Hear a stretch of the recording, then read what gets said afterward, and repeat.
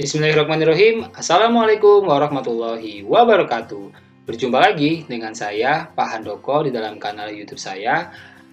Bagi teman-teman yang baru pertama kali berkunjung di kanal YouTube ini, saya sarankan untuk klik tombol subscribe dan nyalakan lonceng notifikasinya ya, agar kalian mendapatkan berbagai update video pembelajaran sejarah, pembahasan soal-soal sejarah, hingga pemanfaatan media pembelajaran sejarah. Nah, di dalam video ini saya akan membahas soal sejarah tryout ke-1 P3K Guru tahun 2021. Nah, nanti jika teman-teman mendapatkan kunci jawaban maupun pembahasan yang saya berikan di dalam video ini, menurut pendapat kalian kok tidak sesuai gitu ya dengan pendapat saya, nanti teman-teman bisa menyampaikan pendapat itu di kolom komentar. Kita akan diskusi lebih jauh lagi terkait pendapat kalian tadi ya di kolom komentar. Kemudian jika teman-teman membutuhkan soal kunci jawaban dan juga pembahasan yang ada dalam video ini dalam bentuk PDF, saya sudah sertakan juga di kolom deskripsi video ini. Teman-teman bisa cek nanti di sana ya. Oke, tanpa berlama-lama lagi, kita langsung saja masuk ke soal yang pertama. Soal pertama. Pada masa demokrasi terpimpin, Presiden Soekarno mengeluarkan peraturan presiden yang membubarkan partai politik Masyumi dan Partai Sosialis dengan alasan kedua partai tersebut: A. Menjalin kerjasama dengan negara barat khususnya Belanda, B. Menentang program Nasakom dari Soekarno, C. Selalu menjatuhkan kabinet di era demokrasi liberal, D. Mendukung pemberontakan DITII Kartosuwiryo, atau E. Mendukung pemberontakan PRRI Permesta. Untuk soal nomor 1, jawaban yang paling tepat menurut Pak Handoko adalah yang E, teman-teman, yaitu mendukung pemberontakan PRRI Permesta.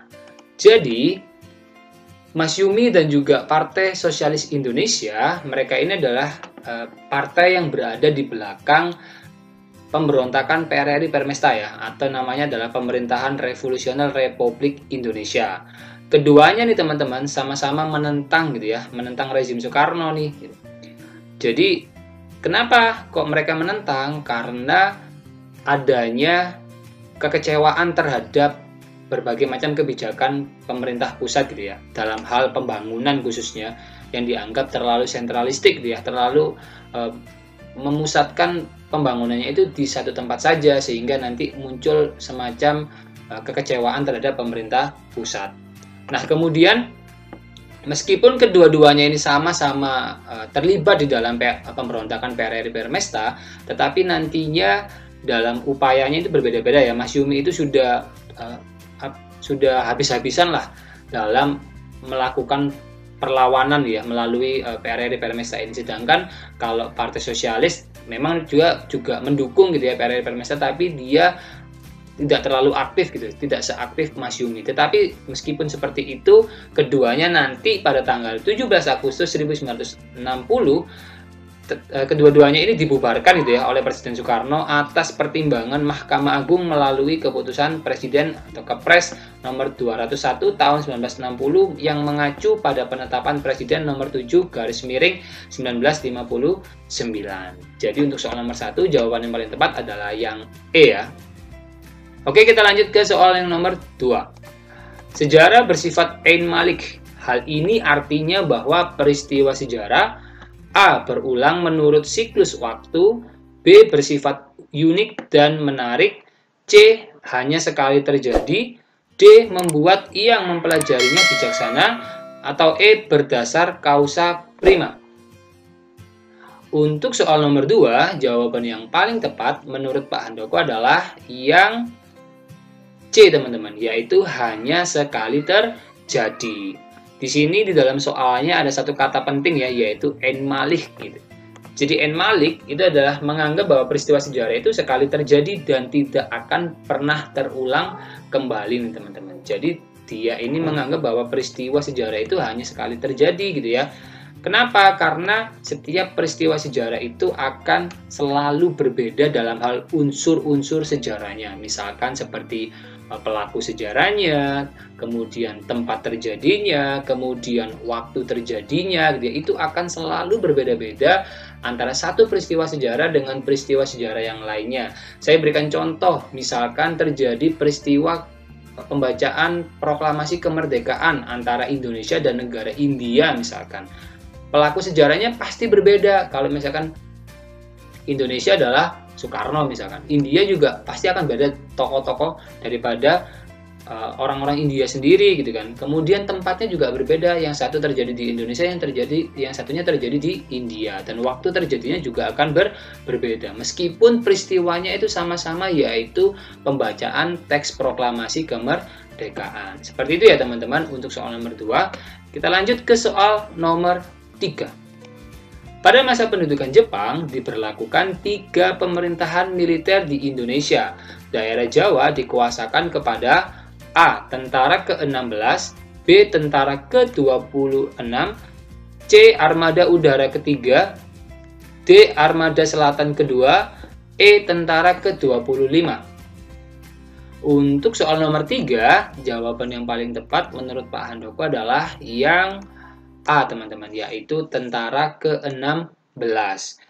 Jadi memang gitu ya, bahwa pemerintah Jepang di Indonesia itu membentuk pemerintahan militer gitu ya. Kemudian juga dibagi wilayahnya berdasarkan pemerintahan militer itu tadi. Ada 3. Yang pertama adalah pemerintahan militer Angkatan Darat, yaitu tentara ke-25 atau dalam bahasa Jepangnya adalah Tomisudan, untuk wilayah Sumatera. Pusatnya ada di Bukit Tinggi. Kemudian yang kedua adalah pemerintahan militer Angkatan Darat, yaitu tentara ke-16 atau dalam bahasa Jepangnya adalah Asamusudan, untuk Jawa dan Madura. Pusatnya ada di Jakarta. Dan yang terakhir adalah Armada Selatan ke-2 untuk daerah Kalimantan, Sulawesi, dan Maluku yang berpusat di Makassar gitu ya. Jadi yang sesuai dengan opsi yang ada dan juga soalnya, maka untuk soal nomor 3 ini jawaban yang paling tepat adalah yang tentara ke-16, opsi A. Oke, kita lanjut ke soal nomor 4. Sebagian isi prasasti Nalanda dapat menjelaskan bahwa Kerajaan Sriwijaya A. mengirimkan mahasiswa belajar agama Buddha di India, B. sebagai kerajaan maritim yang luas termasuk menguasai Jambi, C. menjalin hubungan dengan kerajaan bercorak Hindu di India, D. memberi kutukan-kutukan bagi yang berbuat jahat, atau E. menjaga sistem kedatuan dan menghukum yang berbuat jahat. Untuk soal nomor 4, jawaban yang paling tepat menurut Pak Handoko adalah yang A teman-teman, yaitu mengirimkan mahasiswa belajar agama Buddha di India. Jadi apa sih prasasti Nalanda itu? Jadi ini adalah sebuah prasasti yang ada di wilayah India teman-teman, tepatnya di daerah Nalanda gitu kan. Jadi di dalam prasasti ini nanti dia menjelaskan gitu ya, ada beberapa informasi sih yang disampaikan di dalam prasasti Nalanda. Yang seringkali muncul di dalam soal-soal itu adalah terkait tentang ini ya, upaya Raja Balaputra Dewa dari Kerajaan Sriwijaya yang mengajukan permohonan gitu ya kepada penguasa di wilayah Nalanda sana untuk membangun sebuah wihara gitu ya bagi para mahasiswa Sriwijaya di India. Nah, dari prasasti ini itu bisa diketahui bahwa Sriwijaya merupakan pusat pendidikan agama Buddha terbesar di Asia Tenggara nih teman-teman. Jadi intinya di sini adalah bahwa itu tadi ya, yang pertama adalah Balaputra Dewa itu mengajukan permohonan untuk mendirikan sebuah wihara di sana untuk tempat apa ya? Tempat para mahasiswa yang berasal dari Sriwijaya yang tujuan utamanya adalah menimba ilmu terkait agama Buddha gitu ya di sana, agar mereka ini terfasilitasi lah, intinya seperti itu teman-teman. Nah, kemudian hal ini juga jelas gitu ya menandakan bahwa Kerajaan Sriwijaya itu juga mengirimkan mahasiswa-mahasiswanya nih teman-teman, sehingga Raja Balaputra Dewa itu ingin memfasilitasi dan juga ingin memberikan pelayanan terbaik lah ya kepada para mahasiswanya yang dikirimkan ke sana. Karena kenapa? Karena nanti ketika mereka sudah selesai belajarnya, mereka kembali itu juga akan bisa semakin meningkatkan posisi daripada Kerajaan Sriwijaya yang dianggap sebagai pusat pembelajaran agama Buddha khususnya yang ada di wilayah Asia Tenggara. Jadi sebelum mereka nanti berangkat ke tempat kelahiran daripada agama Buddha yang ada di India sana, jadi mereka harus menimba ilmu terlebih dahulu di wilayah Sriwijaya. Seperti itu ya untuk soal nomor 4. Kita lanjut ke soal nomor 5. Dalam penelitian sejarah, faktor yang melatar belakangi perbedaan interpretasi sejarawan yang disebabkan oleh rasa suka atau tidak suka terhadap pelaku sejarah disebut A. Conflict of interest, B. Group prejudice, C. Personal bias, D. Conflicting theory, E. Underlying philosophical conflict. Untuk soal nomor 5, jawaban yang paling tepat menurut Pak Handoko adalah yang C, teman-teman, yaitu personal bias gitu ya. Ini terkait tentang yang namanya subjektivitas nih, teman-teman. Bahwa sejarawan itu meskipun sudah berupaya untuk meminimalis terkait adanya subjektivitas gitu kan, tetapi tetap saja sedikit-sedikitnya pasti ada yang namanya subjektivitas. Nah, di dalam penelitian sejarah subjektivitas itu nanti ada beberapa faktornya gitu ya, atau yang melatar belakangi atau yang mempengaruhi gitu ya subjektivitas dalam penulisan sejarah. Yang pertama adalah personal bias gitu ya. Nah, ini datang dari dalam diri penulis itu sendiri gitu ya, karena adanya rasa suka ataupun ketidaksukaan terhadap individu ataupun golongan tertentu yang akan dia akan dia jelaskan di dalam laporan atau penelitian sejarahnya dia. Nah, kemudian yang kedua adalah group prejudice gitu ya. Ini adalah keanggotaan seorang sejarawan juga bisa dipengaruhi pada kelompok mana ia menjadi anggota. Misalkan kelompok ras atau bangsa atau golongan tertentu atau juga agama gitu ya. Jadi ini tidak berasal dari dalam diri orang itu sendiri, tapi karena dipengaruhi karena dia ini tergabung dalam kelompok tertentu. Misalkan orang Indonesia nih, dia pasti akan menonjolkan peran-peran daripada orang Indonesia sendiri dalam penulisan sejarah Indonesia daripada lebih menonjolkan orang-orang Belanda misalkan kalau temanya adalah masa kolonialisme Belanda di Indonesia. Kemudian ada yang ketiga adalah conflicting theories nih. Itu sebuah pandangan atau ideologi yang dipercaya dan dianut sejarawan juga menentukan subjektivitas dalam penulisan sejarah. Jadi ini ada perbedaan ini ya, teori gitu ya yang digunakan antara sejarawan. Nah, nanti pastinya seorang sejarawan itu juga akan berbeda gitu ya dalam hal cara dia mengungkapkan. Bisa dia menggunakan teori-teori yang ada dalam ilmu sosial, ada juga yang menggunakan. Soal nomor 6. Di antara gerakan DITII tingkat lokal yang dapat diselesaikan oleh pemerintah melalui jalur diplomasi dan musyawarah adalah A. DITII Kalimantan, B. DITII Aceh, C. DITII Jawa Barat, D. DITII Jawa Tengah, atau E. DITII Sulawesi Selatan. Untuk soal nomor 6, jawaban yang tepat menurut Pak Handoko adalah yang B, teman-teman, yaitu DITII Aceh gitu ya.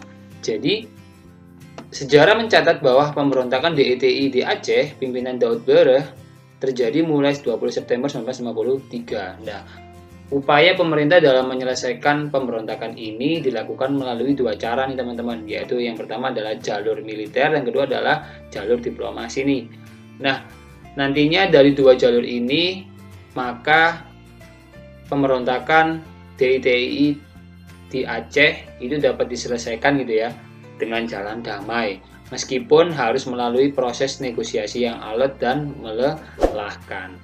Jadi soal nomor 6 jawaban yang tepat adalah DITII Aceh. Kita lanjut ke soal nomor 7. Pada masa pendudukan Jepang di Indonesia, Jepang menerapkan sistem ekonomi autarki. Sistem ekonomi tersebut penerapannya adalah A. Memenuhi kebutuhan daerah sendiri dan untuk menunjang kegiatan perang, B. Menjual barang-barang impor di bawah harga di dalam negeri, C. Membangun infrastruktur fisik dalam rangka menghadapi kekuatan barat yang akan kembali ke Indonesia, D. Meningkatkan perekonomian dalam negeri dengan mengambil sumber daya alam daerah pendudukan, E. Implementasi sistem ekonomi liberal secara terbatas yang dikendalikan oleh pemerintah pendudukan Jepang. Untuk soal nomor 7, jawaban yang paling tepat menurut Pak Handoko adalah yang A, teman-teman, yaitu memenuhi kebutuhan daerah sendiri dan untuk menunjang kegiatan perang. Jadi memang sistem autarki sendiri merupakan sistem perekonomian di mana pemerintahan Jepang mewajibkan setiap daerah untuk memenuhi kebutuhannya sendiri dengan memberikan sumbangsi terhadap kepentingan perang. Seperti itu untuk soal nomor 7. Kita langsung lanjut ke nomor 8. Kegagalan perlawanan rakyat di Nusantara sebelum tahun 1908 dalam menghadapi kolonialisme jika dikaitkan dengan jiwa motivasi mementingkan diri sendiri dari sebagian tokoh di masyarakat adalah A. Perjuangan dilakukan secara lokal, tidak ada koordinasi antar perlawanan rakyat sehingga kekuatan menghadapi pasukan kolonial tidak merata. B. Pemimpin rakyat di daerah berjuang terfokus secara konfrontasi tanpa ada upaya diplomasi terhadap kekuatan kolonial. C. Adanya pejabat dan tokoh di masyarakat bersedia bekerjasama dengan kolonial setelah diberi jabatan yang sesuai dalam birokrasi. D. Perjuangan tergantung kepada ketokohan seseorang. Jika tokoh tersebut tertangkap, perlawanan menjadi menurun bahkan padam. Atau E. Pemimpin perlawanan rakyat pada umumnya tidak memahami teori dan sistem organisasi modern. Untuk soal nomor 8, menurut Pak Handoko jawaban yang paling tepat adalah yang A, teman-teman. Jadi perjuangannya dilakukan secara lokal, tidak ada koordinasi antar perlawanan rakyat sehingga kekuatan menghadapi pasukan kolonial tidak merata. Jadi memang ada beberapa faktor ya teman-teman terkait gagalnya perjuangan bangsa Indonesia dalam mengusir penjajah. Yang pertama adalah karena perjuangannya bersifat kedaerahan. Kedua, perlawanan tidak dilakukan secara serentak. Tiga, masih tergantung pimpinan. Jika pimpinannya tertangkap, maka perlawanannya terhenti.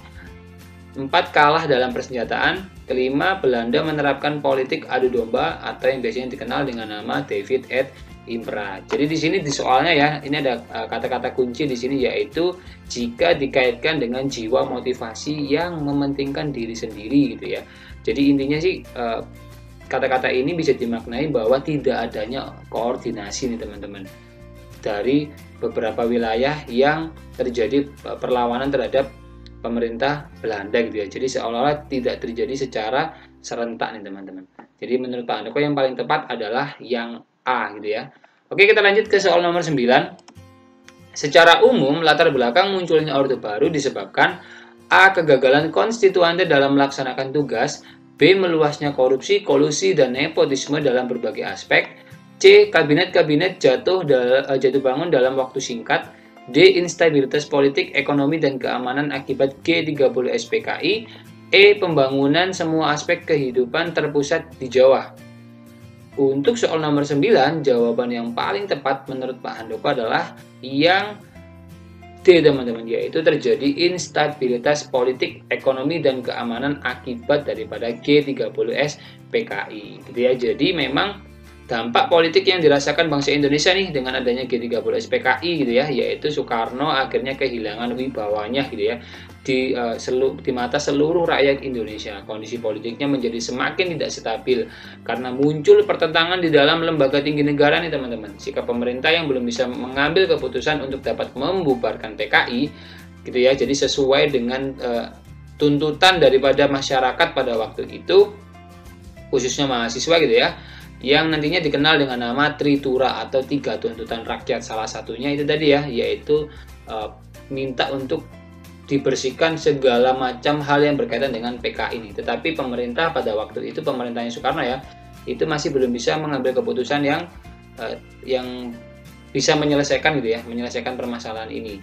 Sehingga nantinya Soekarno itu akan mengeluarkan Super Semar nih teman-teman, yang dikenal dengan nama Surat Perintah 11 Maret gitu ya, yang intinya sih memberikan mandat kepada Soeharto untuk mengamankan dan memulihkan ketertiban dalam dan stabilitas negara gitu ya. Jadi memang di sini sesuai dengan opsi yang D ini, yaitu terjadi instabilitas politik, ekonomi, dan keamanan akibat G30S PKI. Seperti itu. Kita lanjut ke soal nomor 10. Soal nomor 10.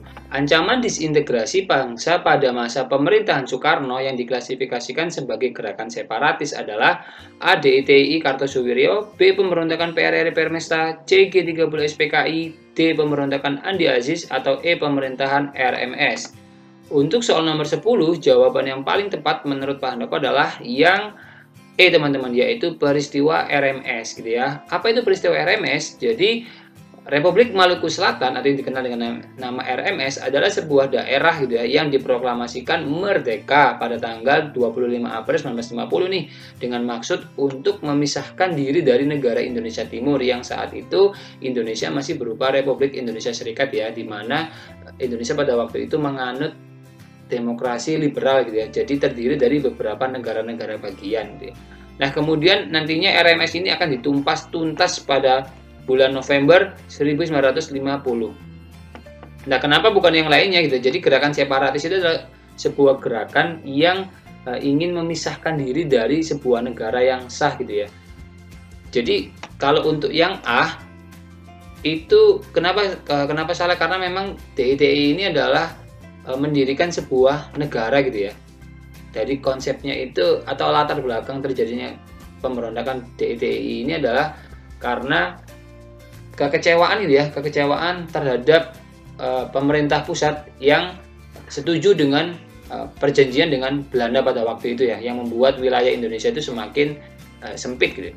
Kemudian ada pemberontakan PRRI Permesa ini juga bukan. Kenapa? Karena ini juga latar belakangnya adalah karena adanya kekecewaan juga gitu ya terhadap pemerintah pusat yang dianggap tidak mampu mensejahterakan rakyatnya gitu, dan kebijakan-kebijakan yang diambil oleh pemerintah pusat itu cenderung sentralistik gitu ya, hanya mementingkan wilayah-wilayah yang kota-kota besar lah seperti itu ya.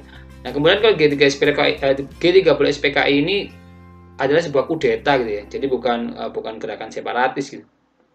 Kemudian yang kalau pemberontakan Andi Aziz ini adalah karena kenapa bukan yang ini gitu ya, karena pemberontakan Andi Aziz ini latar belakangnya adalah karena dia ini kecewa dengan APRIS gitu ya, dimana dia ini tidak mau bergabung kembali gitu ya.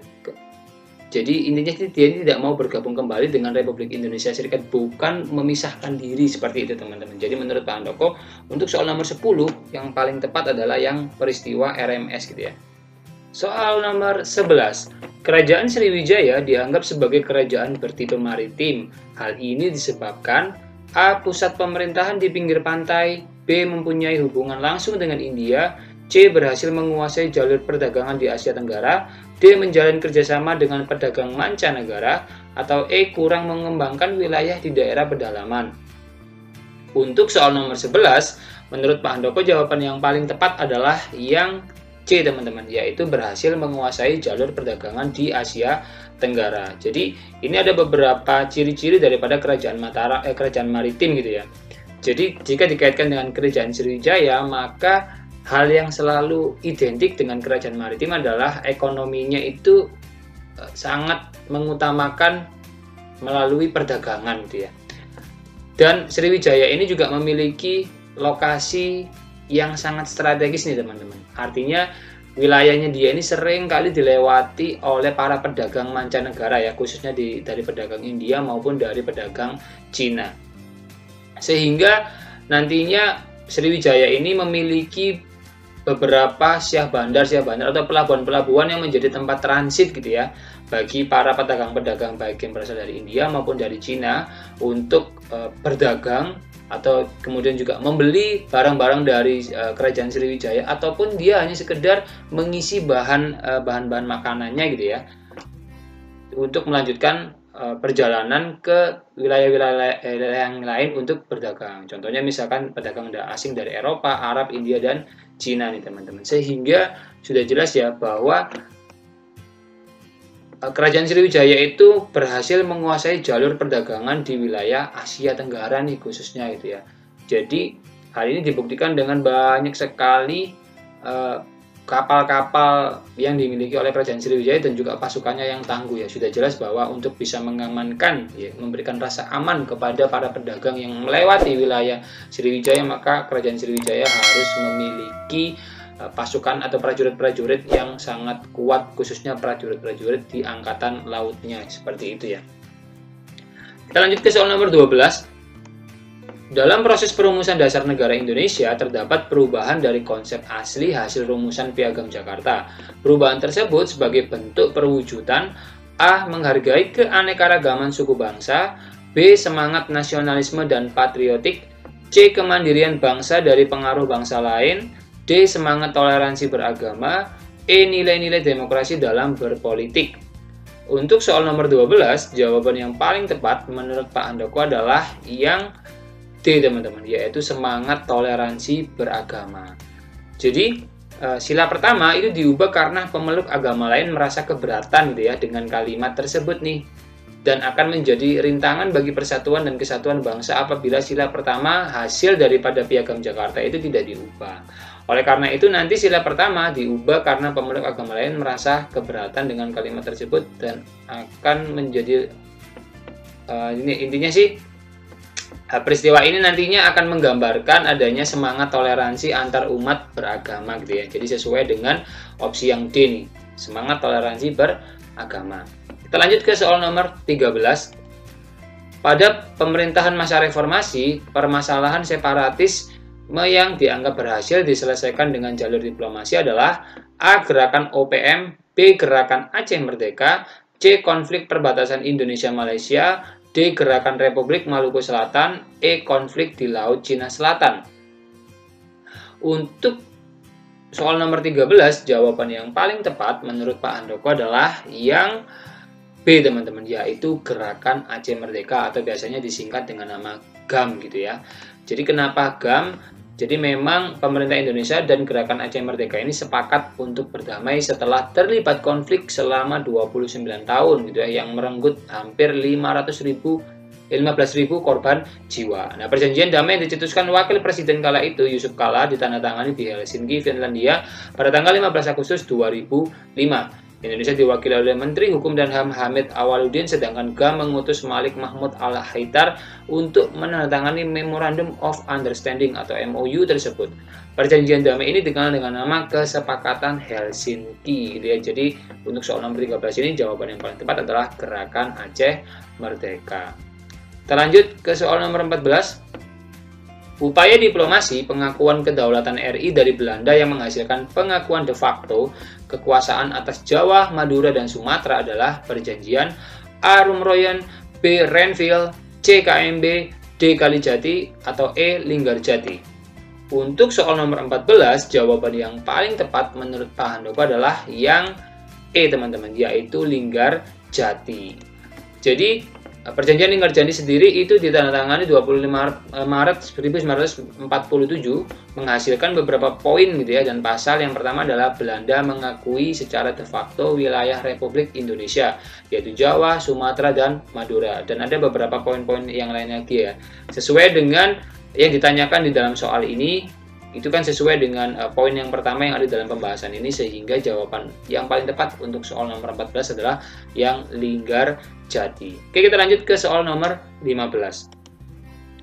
Kebijakan politik Orde Baru jika dikaitkan untuk mengurangi tekanan dari pihak legislatif yang berada di luar kekuasaan atau pihak oposisi dalam rangka menjaga stabilitas politik melalui A. Penetapan Azas Tunggal Pancasila, B. Pelaksanaan GBHN, C. Pemberlakuan undang-undang subversif, D. Penyederhanaan partai politik, E. Kebijakan otonomi daerah. Untuk soal nomor 15, jawaban yang paling tepat menurut Pak Handoko adalah yang D, teman-teman, yaitu penyederhanaan partai politik gitu ya. Jadi kenapa? Karena memang penyederhanaan atau penggabungan atau fusi partai pada tahun 1973 merupakan kebijakan Presiden Soeharto untuk menciptakan stabilitas politik, kehidupan berbangsa dan bernegara. Kebijakan ini dianggap menjadi syarat utama dalam mencapai pembangunan ekonomi Indonesia nih, teman-teman. Itu ya. Jadi sesuai dengan yang ditanyakan dalam soalnya ini, teman-teman, gitu ya, yaitu untuk mengurangi tekanan dari pihak legislatif yang berada di luar kekuasaan atau pihak oposisi gitu ya, dalam rangka menjaga stabilitas politik gitu ya. Jadi yang paling tepat adalah penyederhanaan partai politik. Soal nomor 16. Saluran Islamisasi yang menekankan persamaan nilai-nilai Islam dengan nilai-nilai tradisional dalam alam pikiran masyarakat Indonesia adalah A. Ekspansi, B. Tasawuf, C. Perkawinan, D. Pendidikan, atau E. Perdagangan. Untuk soal nomor 16, jawaban yang paling tepat menurut Pak Handoko adalah yang B, teman-teman, yaitu tasawuf ya. Jadi tasawuf itu sendiri adalah sebuah proses Islamisasi ya, dengan mengajarkan teosofi, dengan mengakomodir nilai-nilai budaya bahkan ajaran agama yang ada, yaitu agama Hindu, ke dalam ajaran Islam. Dengan tentu saja terlebih dahulu dikodifikasikan dengan nilai-nilai Islam sehingga mudah dimengerti dan diterima gitu ya. Jadi sesuai dengan yang ditanyakan di soal nomor 16 terkait adanya nih persamaan nilai-nilai Islam dengan nilai-nilai tradisional dalam alam pikir masyarakat Indonesia, yaitu tasawuf gitu ya. Kita lanjut ke soal nomor 17. Nekara adalah temuan terpenting pada masa perundagian. Fungsinya yang berhubungan dengan perkembangan pertanian adalah sebagai A. Wadah hasil bumi, B. Alat untuk membangun saluran irigasi, C. Benda upacara pertanian, D. Alat tukar perdagangan, atau E. Benda prestis sosial. Untuk soal nomor 17, jawaban yang paling tepat menurut Pak Andoko adalah yang A, teman-teman, yaitu wadah hasil bumi gitu ya. Jadi memang fungsi nekara yang berhubungan dengan perkembangan pertanian adalah sebagai wadah hasil pertanian sebelum dijadikan sesembahan. Seperti itu ya. Kita lanjut ke soal nomor 18. Organisasi pada masa pergerakan nasional yaitu Indische Partits atau yang dikenal dengan nama IP dikenal sebagai organisasi yang terbuka. Keterbukaan tersebut terlihat dalam hal A. Keanggotaan IP bersifat fleksibel dan tidak terikat oleh peraturan organisasi. B. IP terbuka dengan prinsip ideologi modern dari barat dan meninggalkan prinsip perjuangan lokal dan tradisional. C. Keanggotaan IP tidak dibatasi oleh faktor usia dan jenis kelamin. D. Keanggotaan IP meliputi semua golongan yaitu kaum pribumi, Indo-Belanda, keturunan Cina dan Arab. Atau E. IP terbuka bagi setiap orang dengan ideologi dan prinsip perjuangan yang berbeda-beda. Untuk soal nomor 18, jawaban yang paling tepat menurut Pak Andoko adalah yang D, teman-teman, yaitu keanggotaan IP meliputi semua golongan yaitu kaum pribumi, Indo-Belanda, keturunan Cina dan Arab. Jadi Indische Partits itu didirikan di Bandung pada tanggal 25 Desember 1912 oleh 3 serangkai, yakni Douwe Steker, Dr. Cipto Mangunkusumo, dan juga Suwarti Suryaningrat atau yang kita kenal dengan nama Ki Hajar Dewantara. Organisasi ini secara terang-terangan mengkritik pemerintah Belanda dan menuntut kemerdekaan Indonesia. Indische Partits memperkenalkan paham kebangsaan yang tidak membedakan keturunan, suku bangsa, agama, ras, kebudayaan, dan adat istiadat. Jadi jawaban yang paling tepat adalah yang D. Oke, kita lanjut ke soal nomor 19, teman-teman. Pada masa reformasi, presiden yang dikenal sebagai sosok pendorong kehidupan pluralisme dan perhatiannya kepada kelompok minoritas adalah A. Susilo Bambang Yudhoyono, B. B.J. Habibie, C. Joko Widodo, D. Abdurrahman Wahid, atau E. Megawati Soekarno Putri. Untuk soal nomor 19, jawaban yang paling tepat menurut Pak Andoko adalah yang D, teman-teman, yaitu Abdurrahman Wahid gitu ya. Jadi Kiai Haji Abdurrahman Wahid atau yang kita kenal dengan nama Gus Dur adalah tokoh nasional sekaligus pejuang reformasi nih yang sejak awal mengedepankan pluralisme dan kemajemukan di Indonesia sehingga patut disebut sebagai Bapak Pluralisme Indonesia. Seperti itu. Kita langsung lanjut ke soal nomor 20.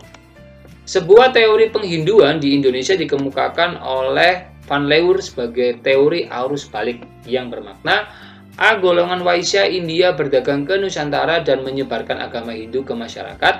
B. Para pedagang Nusantara berdagang ke India setelah pulang menyebarkan pengaruh agama India. C. Golongan kesatria India mendirikan kerajaan di Nusantara. Setelah kerajaan mandiri ia kembali ke India. D. Brahmana India mengajarkan agama ke kepala suku di Indonesia. Selanjutnya Brahmana tersebut pulang ke India. E. Brahmana lokal Nusantara mempelajari agama India dan kemudian pulang untuk menyebarkannya. Jadi untuk soal nomor 20 ini jawaban yang paling tepat menurut Pak Andoko adalah yang E, teman-teman, yaitu adanya peranan daripada Brahmana lokal Nusantara nih yang setelah mereka itu menimba ilmu di India sana gitu kan, mereka pulang barulah mereka sendiri gitu ya yang mengajarkan agama yang mereka pelajari dari India itu ke masyarakat Indonesia nih teman-teman. Jadi inti daripada teori arus balik itu seperti itu tadi ya. Jadi para Brahmana Nusantara, Brahmana lokal pada waktu itu yang menyebarkan ajaran agama Hindu Buddha ke masyarakat setelah mereka pulang daripada kegiatan mereka menimba ilmu di negara India khususnya agama Hindu gitu ya. Nah, kalau misalkan yang A ini ya, ini kan ada golongan Waisa ini ya, jadi ini adalah teori Waisa gitu ya. Jadi fokusnya pada golongan pedagang. Untuk yang ini juga sama sebenarnya, hanya saja ini kan pedagang Nusantara gitu ya. Jadi kurang tepat gitu ya, kurang tepat kalau pedagang Nusantara. Kemudian kalau golongan kesatria ini adalah ya teori kesatria gitu ya. Jadi para raja lah, atau para prajurit gitu ya, yang menyebarkan agama Hindu di Indonesia. Ini juga kurang tepat jika dikaitkan dengan teori arus balik, dan D ini juga ini adalah teori Brahmana gitu ya. Ini kurang tepat juga.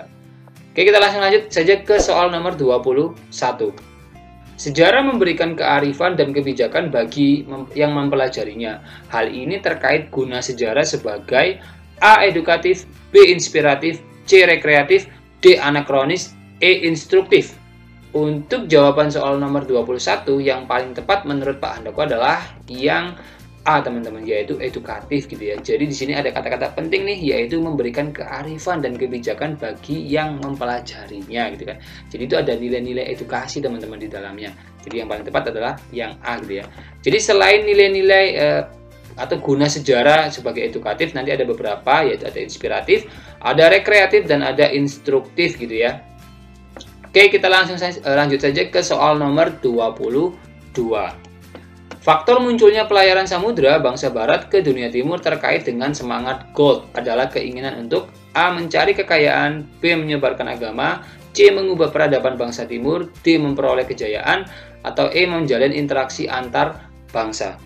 Untuk soal nomor 22, menurut Pak Handoko jawaban yang paling tepat adalah yang A, teman-teman, yaitu mencari kekayaan. Di sini kan ada kata-kata semangat gold gitu ya. Kalau misalkan kita mengkaitkan dengan semangat imperialisme kuno, maka kan ada tiga gitu ya, yaitu ada 3G lah, atau kita kenal dengan nama 3G, yaitu gold, glory, dan gospel. Untuk gold sendiri itu intinya adalah memburu kekayaan atau mencari kekayaan sebanyak-banyaknya gitu ya. Sedangkan untuk glory itu nanti memburu kejayaan, sedangkan gospel itu tugasnya adalah untuk menyebarkan agama. Jadi untuk nomor 22 yang paling tepat adalah A, mencari kekayaan. Oke, kita langsung lanjut saja ke soal nomor 23. Pada tanggal 7 Januari 1965, Presiden Soekarno menyatakan Indonesia keluar dari Perserikatan Bangsa-Bangsa atau PBB. Penyebab utama tindakan ini adalah A. Malaysia ditetapkan sebagai anggota tidak tetap Dewan Keamanan PBB, B. PBB tidak mendukung upaya Indonesia merebut Irian Barat dari kekuasaan Belanda, C. Amerika Serikat mendukung Belanda dalam permasalahan Irian Barat, D. PBB kurang mendukung kemerdekaan negara Asia Afrika yang dijajah bangsa Barat, E. Indonesia cenderung pada blok timur di era Perang Dingin.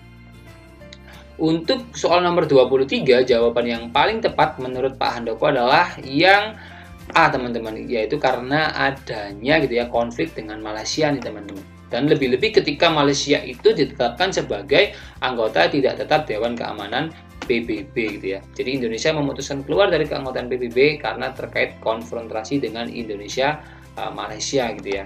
Itu adalah sebab awal Indonesia itu nantinya keluar daripada PBB. Tapi nanti dalam perkembangannya yang menentukan adalah ini tadi ya, karena mereka ini nanti diterima sebagai anggota keamanan tidak tetap daripada Dewan Keamanan PBB, seperti itu. Kita lanjut saja ke soal nomor 24. Als ik een Nederlander was merupakan artikel yang ditulis Suwarti Suryaningrat dalam rangka mengkritik agenda kegiatan pemerintah kolonial Belanda untuk A. pelaksanaan politik tanam paksa, B. merayakan kemenangan Belanda dalam Perang Dunia I, C. merayakan ulang tahun Ratu Juliana, D. merayakan ulang tahun kemerdekaan negeri Belanda, atau E. merayakan kemenangan sekutu dalam Perang Dunia II. Untuk soal nomor 24, jawaban yang paling tepat menurut Pak Handoko adalah yang D, teman-teman, yaitu merayakan ulang tahun kemerdekaan negeri Belanda gitu ya. Jadi memang tulisan berjudul Al is een Nederlander was, atau seandainya aku seorang Belanda, membuat seorang Suwardi Suryaningrat atau Ki Hajar Dewantara itu diasingkan ke Belanda gitu ya. Jadi tulisan ini nanti berisi kritikan atas rencana pemerintah Belanda pada tahun 1913 yang ingin merayakan kemerdekaan yang ke-100 dari penjajahan Prancis. Kita lanjut saja ke soal nomor 25. Kebijakan ekonomi Orde Baru yang ditentang mahasiswa sehingga muncul peristiwa atau malapetaka 15 Januari disebabkan A. Mahasiswa menuntut kepada pemerintah Orde Baru agar Amerika Serikat tidak melakukan dominasi ekonomi di Indonesia. B. Mahasiswa menuntut kepada pemerintahan Orde Baru agar Jepang tidak melakukan dominasi ekonomi di Indonesia. C. Perekonomian Indonesia dikuasai oleh kelompok militer. D. Perekonomian Indonesia dikuasai oleh pengusaha-pengusaha yang menjalin KKN dengan birokrasi. Atau E. Mahasiswa menuntut kepada pemerintahan Orde Baru agar diberi kebebasan kampus untuk mengekspresikan gagasannya. Untuk soal nomor 25, jawaban yang paling tepat menurut Pak Handoko adalah yang B, teman-teman. Jadi mahasiswa itu menuntut gitu ya bahwa pemerintah Orde Baru itu tidak memberikan dominasi yang sangat ketat sekali dan dominasi yang sangat luas sekali kepada Jepang gitu, khususnya dalam bidang ekonomi di Indonesia gitu ya. Akhirnya kan terjadi kerusuhan Malari ya, yang bertepatan dengan kunjungan Perdana Menteri Jepang Kakue Tanaka ke Jakarta untuk kepentingan investasi Jepang di Indonesia. Penolakan terhadap kunjungan Perdana Menteri Jepang saat itu dipicu oleh investasi asing yang mudah masuk dan melimpahnya produk-produk Jepang di Indonesia. Jadi yang paling tepat untuk soal nomor 25 adalah yang B. Oke, kita lanjut ke soal nomor 26. Dalam penelitian sejarah, proses menilai, menguji, atau menyeleksi sumber-sumber sebagai usaha untuk mendapatkan sumber yang benar dan mengandung informasi yang relevan dengan cerita sejarah yang akan disusun disebut A. Triangulasi, B. Kritik sumber, C. Historiografi, D. Interpretasi, atau E. Heuristik. Untuk soal nomor 26, jawaban yang paling tepat menurut Pak Handoko adalah yang B, teman-teman, yaitu kritik sumber gitu ya. Jadi kenapa kritik sumber? Jadi memang kalau kita merujuk pada pendapat dari Pak Kunto Wijoyo gitu ya, ada 5 tahapan dalam penelitian sejarah. Ada pemilihan topik, ada heuristik atau pengumpulan sumber, ada kritik yaitu menguji sumber. Itu biasanya juga dikenal dengan nama verifikasi ya. Kemudian ada interpretasi atau penafsiran, dan terakhir adalah historiografi atau penulisan sejarah gitu ya. Jadi jika kita kaitkan dengan soalnya nih, di sini kan ada kata-kata gitu ya. Proses menilai, menguji, atau menyeleksi sumber-sumber sebagai usaha untuk mendapatkan sumber yang benar dan mengandung informasi yang relevan. Ini adalah tahapan kritik gitu ya, atau melakukan pengujian sumber. Oke, kita lanjut ke soal nomor 27. Politik kolonial Hindia Belanda yang berpengaruh terhadap berkembangnya organisasi pergerakan kebangsaan adalah A. Politik etis, B. Kolonialisme, C. Tanam paksa, D. Politik pintu terbuka, atau E. Liberalisme. Untuk jawaban soal nomor 27 yang paling tepat menurut Pak Handoko adalah yang A, teman-teman, yaitu politik etis gitu ya. Jadi memang politik etis atau politik balas budi adalah suatu pemikiran yang menyatakan bahwa pemerintah kolonial Belanda memegang hutang tanggung jawab moral bagi kesejahteraan rakyat Nusantara nih. Politik ini dipelopori oleh Peter Brossoff dan juga Van de Venter ya, yang membuka mata pemerintah kolonial Belanda untuk lebih memperhatikan nasib rakyat pribumi. Program ini dilaksanakan dalam politik etis adalah 3 bidang gitu ya, yaitu irigasi, edukasi, dan emigrasi. Satu program yang berdampak positif dan dengan sifat jangka panjang bagi bangsa Indonesia adalah bidang pendidikan yang melahirkan golongan terpelajar dan terdidik yang di kemudian hari akan membuat pemerintah Belanda menjadi terancam dengan munculnya organisasi-organisasi pergerakan nasional seperti Budi Utomo dan Sarekat Islam, dan juga masih banyak yang lain ya. Oke, kita lanjut ke soal nomor 28. Dalam KMB, permasalahan yang belum dapat disepakati antara Indonesia dan Belanda sehingga ditangguhkan penyelesaiannya adalah A. Batas teritorial wilayah Indonesia, B. Hutang Indonesia yang dibayarkan kepada Belanda, C. Masuknya Kenil dalam Angkatan Perang Indonesia, D. Status wilayah Irian Barat, E. Bentuk negara dan pemerintahan Indonesia. Untuk soal nomor 28, jawaban yang paling tepat menurut Pak Handoko adalah yang D, teman-teman, yaitu penyelesaian status wilayah Irian Barat yang belum mendapatkan penyelesaian gitu ya.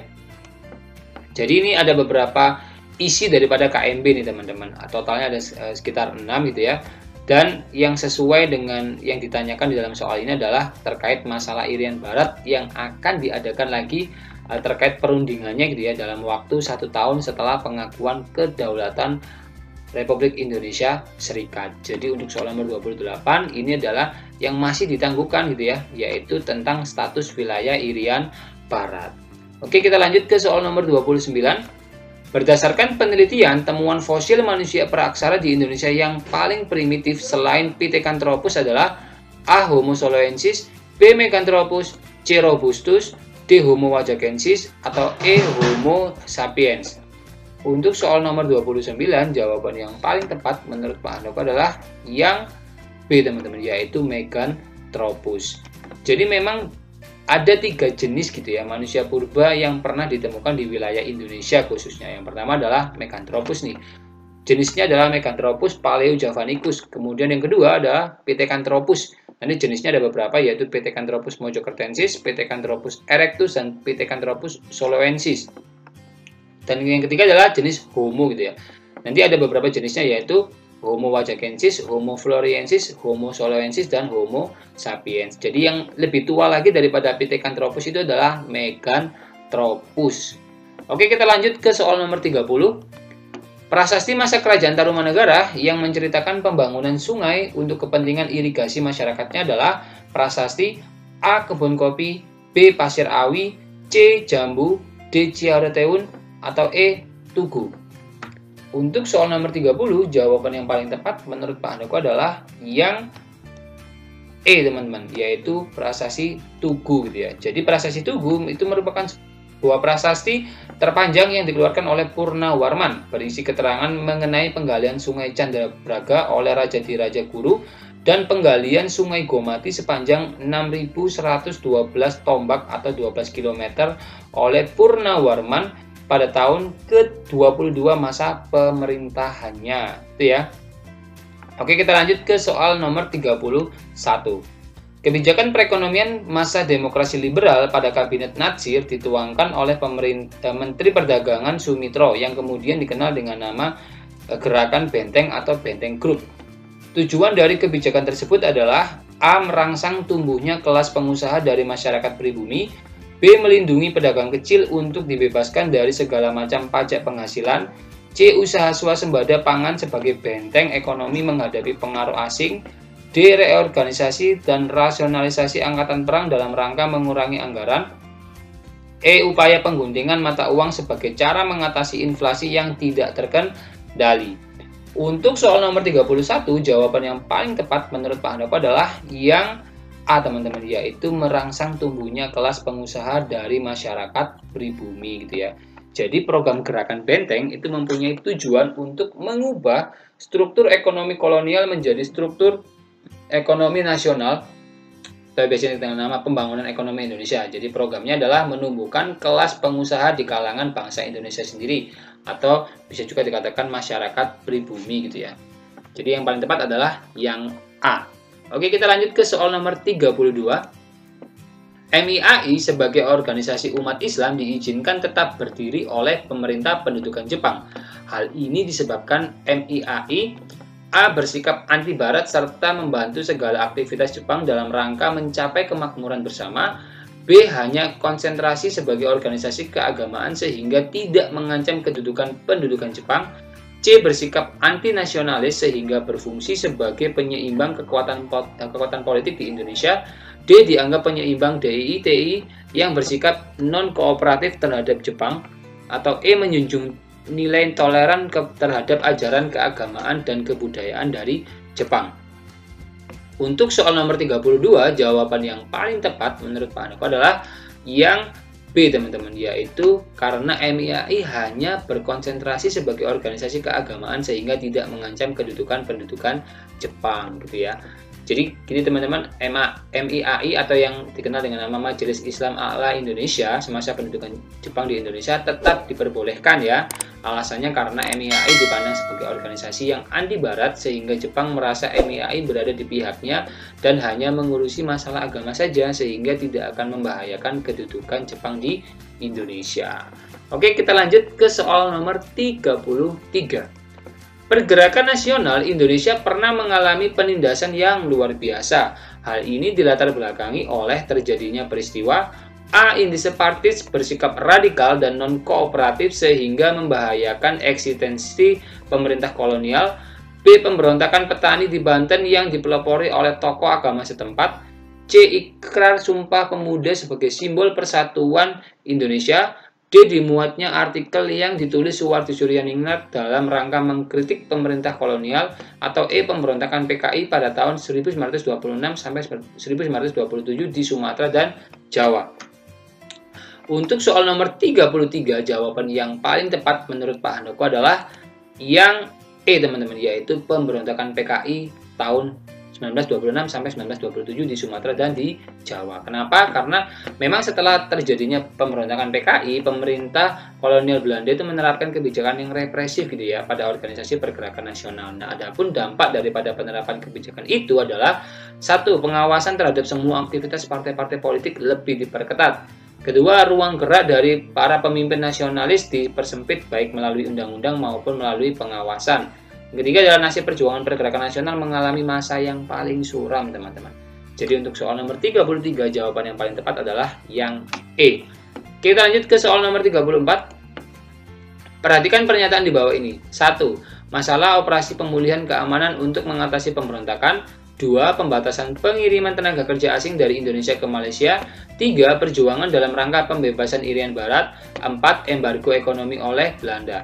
Berdasarkan pernyataan di atas yang berhubungan dengan dampak kemerosotan perekonomian pada masa demokrasi terpimpin adalah A. 1 dan 2, B. 1 dan 3, C. 2 dan 3, D. 2 dan 4, E. 3 dan 4. Untuk jawaban soal nomor 34, menurut Pak Handoko yang paling tepat adalah yang B, teman-teman, yaitu pernyataan pertama dan pernyataan ketiga gitu ya. Jadi yang di sini kan yang ditanyakan adalah kemerosotan perekonomian pada masa demokrasi terpimpin nih disebabkan oleh yang mana gitu ya, dari 1 sampai 4 ini gitu kan. Jadi di sini ada beberapa penyebab krisis ekonomi pada masa demokrasi terpimpin nih, teman-teman. Yang pertama adalah adanya Indonesia kan baru merdeka. Kedua, pemberontakan dan gejolak politik terjadi berulang kali. 3. Indonesia berkonfrontasi dengan Malaysia dan negara-negara barat. 4. Perjuangan dalam rangka pembebasan Irian Barat. 5. Anggaran negara dihamburkan untuk proyek politik Soekarno atau disingkat dengan nama mercusuar itu ya. 6. Kebijakan yang dikeluarkan gagal untuk menyelamatkan perekonomian. Jadi yang sesuai dengan yang ada di soalnya gitu ya, yaitu adalah yang pertama dan juga yang ketiga, yaitu masalah operasi pemulihan keamanan untuk mengatasi pemberontakan, dan yang kedua adalah perjuangan dalam rangka pembebasan Irian Barat. Seperti itu, teman-teman. Wah, tidak terasa kita sudah berada di penghujung video pembelajaran ini, teman-teman. Jika kalian ada pertanyaan seputar materi ini, kalian dapat menuliskannya di kolom komentar, atau kalian juga bisa menanyakan hal itu kepada saya melalui kontak medsos ini ya. Saya ucapkan terima kasih bagi kalian yang telah menonton video ini hingga akhir. Jika kalian merasa video ini bermanfaat, jangan lupa bagikan video ini kepada teman-teman kalian ya, agar kebermanfaatan itu tidak hanya berhenti di kalian saja. Dan juga jangan lupa untuk klik subscribe dan like video ini. Akhir kata, Assalamualaikum warahmatullahi wabarakatuh. Salam Historia.